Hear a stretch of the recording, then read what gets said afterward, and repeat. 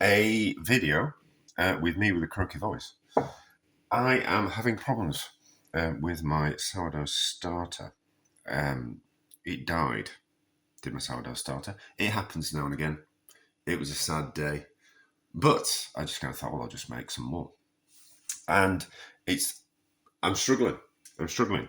The usual method that I use is not really kind of quite working, and it's not as active as it should be. So this was one that I was trying to make again, and it's formed a skin on the top, which that's never happened before. And there's a little bit of, it's bulged up a little bit, so there is a little bit of bubbles going on there. Let's have a look. And then this is the one. This is a fail. I don't know what's happening there. It's bubbly on the top, but it's not. That's been in the fridge, so I don't know if that actually is. There's no kind of bubbles really below it, so I don't really know what's happening there. So, and then this was the top that I pulled off this one, and that's not really wanting to do anything either. The only thing I can think of is there's something wrong with the flour, or it's just the wrong time of year. It's we are now in winter, so the house just isn't quite as warm as it normally is, and maybe there isn't as much yeast about as there normally is. So let's have a look at the top of that and see if anything's going on underneath there.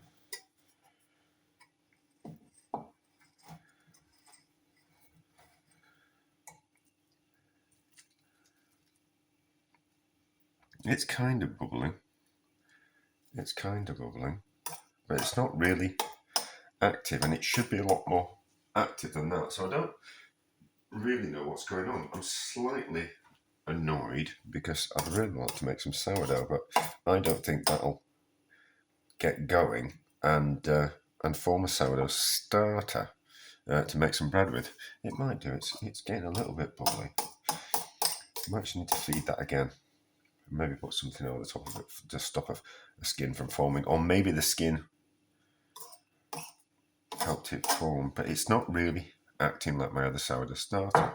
So what I have done is I bought some. If the problem is the flour, if there is like something's happened to the flour when it's been harvested, so there is something called ergot poisoning, which comes from wheat. I'm going to sneeze. Hang on.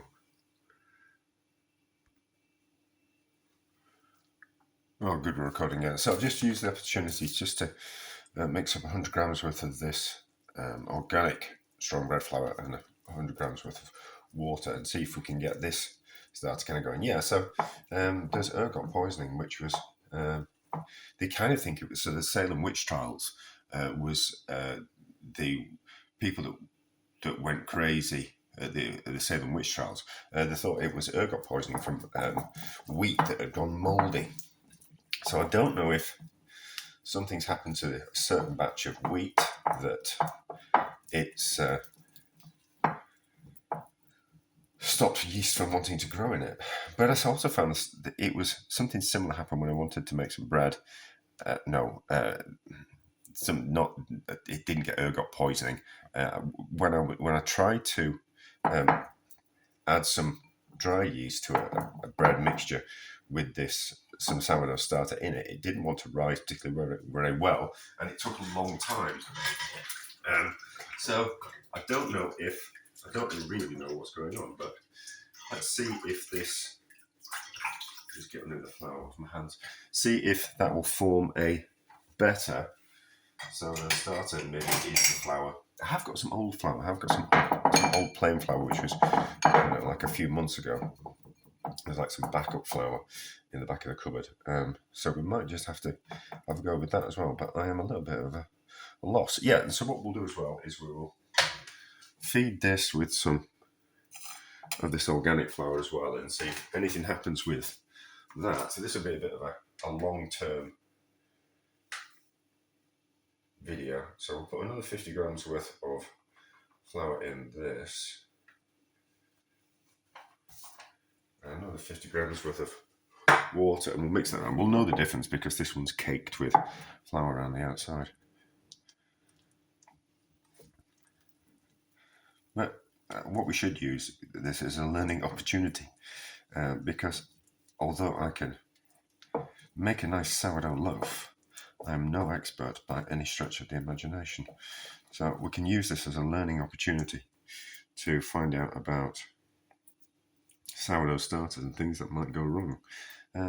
We did go to a bakery, and this bakery had been using the same sourdough starter for 28 years, and I just found that kind of quite unbelievable.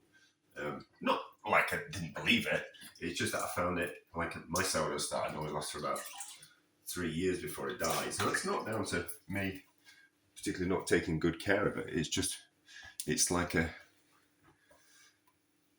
that happens. So we'll feed that, and then we'll feed them all, and we'll see what happens.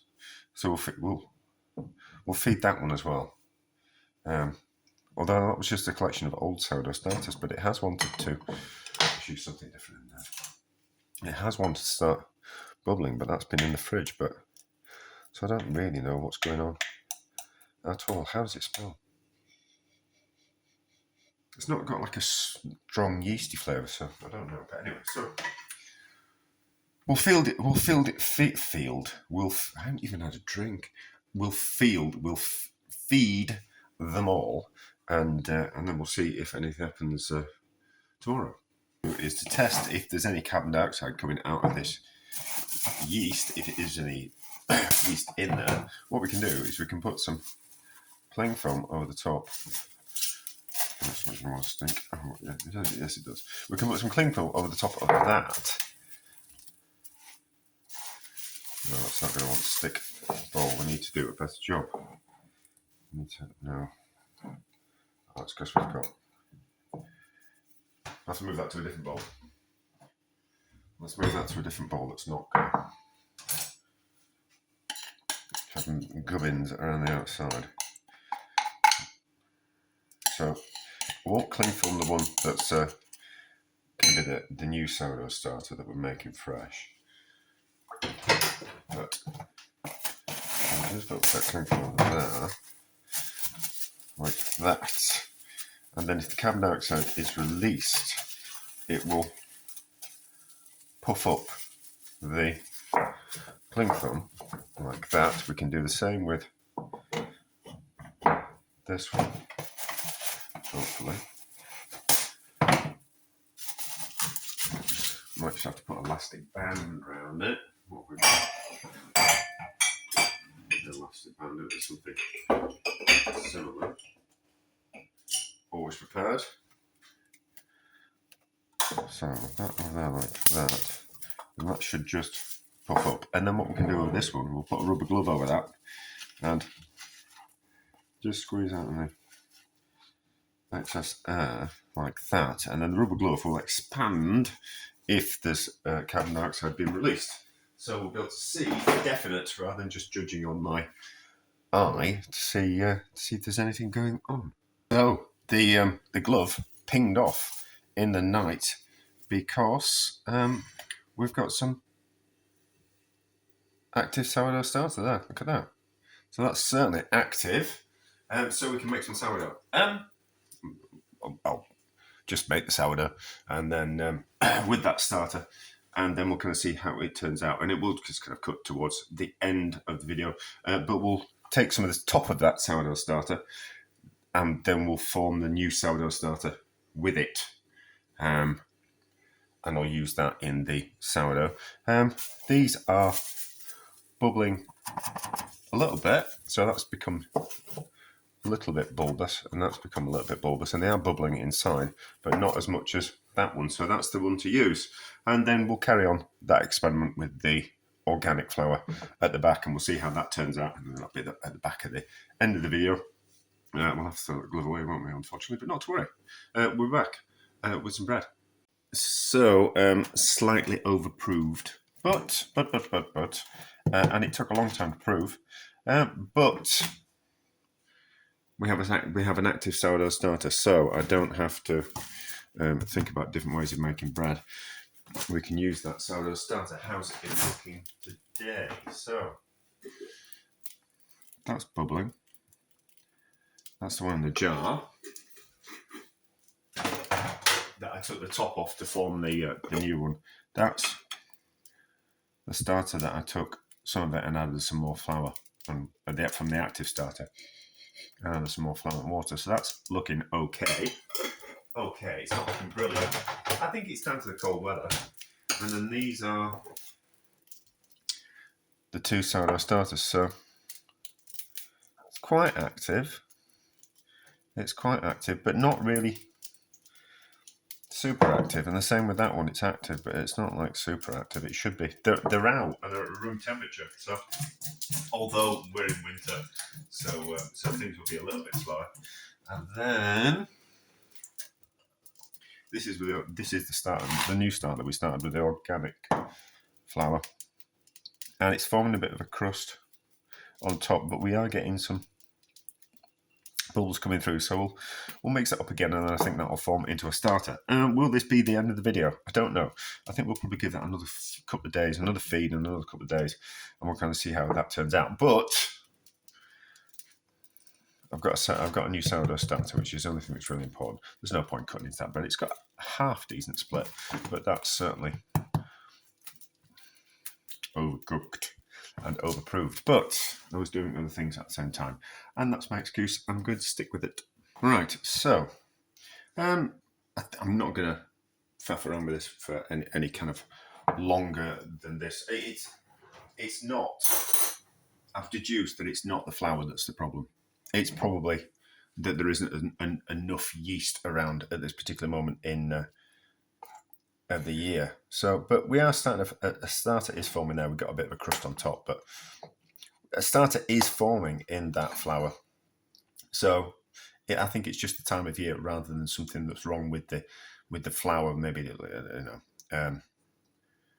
maybe change the process of flour or change the ingredients of flour, although it should just be flour, but they add in gluten to ordinary flour to turn it into strong flour. So that's forming a starter, but not particularly a very fizzy one. Not like this one in the jar. So that's still really kind of quite fizzy and yeasty. And I think this is going to be the starter I'm going to use. That's looking kind of quite bubbly. So that's looking okay. So I just think it's the time of year rather than the actual problem with the flour. Of course, it never would be me, would it? Because I would never do anything wrong when making sourdough starters. The first thing I'm going to do is blame the flour, isn't it? But obviously, I'm going to blame the time of year. So, but anyway, I have managed to make myself a starter, and I think it's just down to the time of year that it was not a rip-roaring success. But anyway, we've learned something, haven't we? Yes. So therefore, that's a success.